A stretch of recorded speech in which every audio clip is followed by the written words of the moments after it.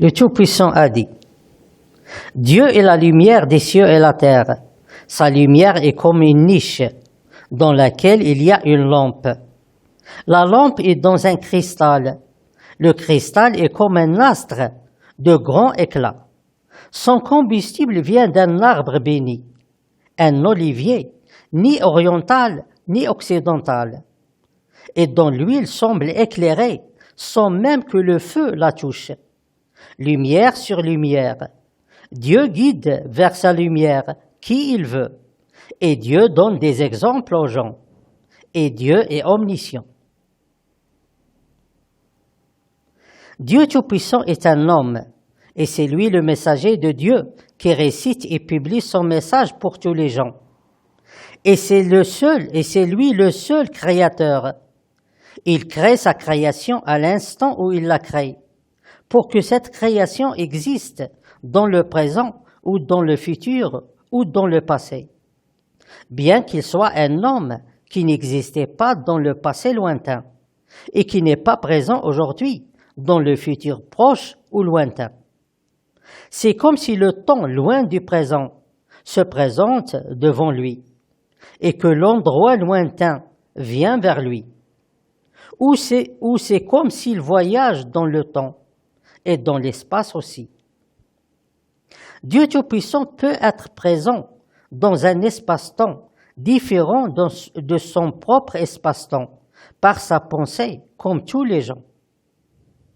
Mais Dieu Tout-Puissant est un créateur, et sa pensée voyageuse est une pensée créée, et non pas une pensée d'un penseur comme tous les gens.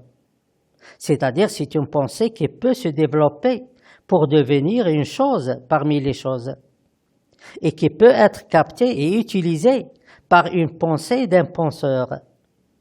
Et la pensée créée, c'est la pensée acceptée par le mental de Dieu Tout-Puissant, et qui la développe pour lui donner sa forme finale, telle que son message par exemple. Mais puisque c'est un homme, alors il existe pour lui un autre type de pensée. Et on parle ici de la pensée qui apparaît brusquement et que Dieu Tout-Puissant ne la développe pas ou ne la considère pas comme quelque chose de bien et acceptable. Il se peut que ce type de pensée influe sur beaucoup de choses et elle peut tromper les criminels et les ennemis de Dieu Tout-Puissant, ceux qui ne possèdent pas un mental propre avec quoi ils peuvent penser et qui suivent aveuglément leur instinct trompeur. Alors la pensée précède la création. C'est elle qui vient en premier, comme c'est le cas pour tous les gens. Par exemple, ce message que Dieu Tout-Puissant transmet à tous les gens, il le réalise par sa pensée premièrement, puis il l'écrit et le récite afin de le publier. Et cette pensée peut voyager dans l'espace-temps pour atteindre l'adresse de destination indiquée par Dieu Tout-Puissant.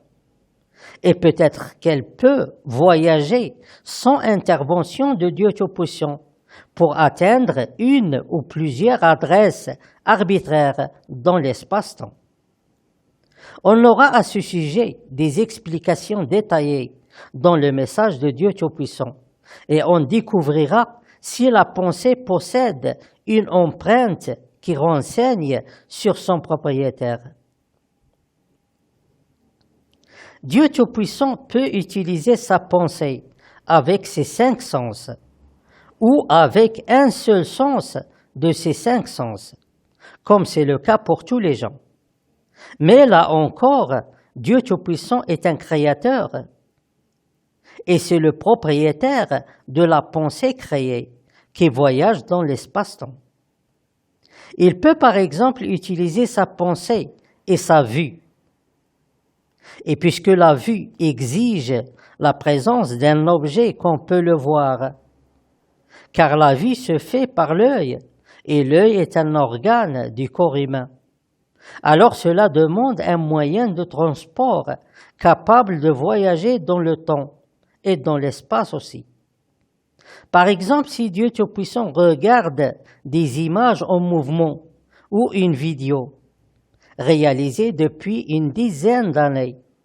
Alors il la regarde au moment de sa réalisation et non pas au moment où il la regarde. Il peut même être présent par sa pensée dans l'espace-temps dans lequel la vidéo a été réalisée. Et encore plus, il peut même participer à cette réalisation par sa pensée. Même chose quand il regarde un documentaire ou lit un livre qui parle du début de la création de l'univers ou de la fin du monde.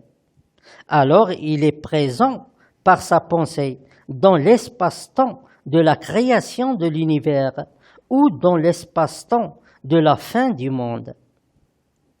Mais la présence de Dieu Tout-Puissant par sa pensée dans un espace-temps précis, à l'aide des images en mouvement ou des phrases écrites, ne signifie pas toujours la création d'une pensée créée qui a pris sa forme finale. Et tout ça a été mentionné auparavant dans ce message. L'inconnaissable n'est connu que par Dieu Tout-Puissant, c'est-à-dire que l'événement change en fonction du changement des pensées. Et le vrai événement, qui est l'inconnaissable, ne se produit qu'avec la pensée créée. Le message de Dieu Tout-Puissant se réalise par la pensée créée. Donc son contenu ne peut être changé en général. Il y a même des versets qui ont obtenu leur forme finale.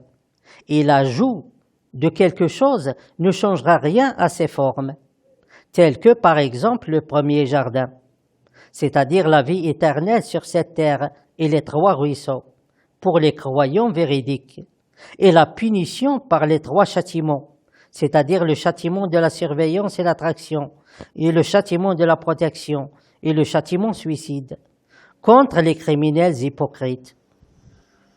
On aura certainement à ce sujet des explications plus profondes dans le message de Dieu Tout-Puissant.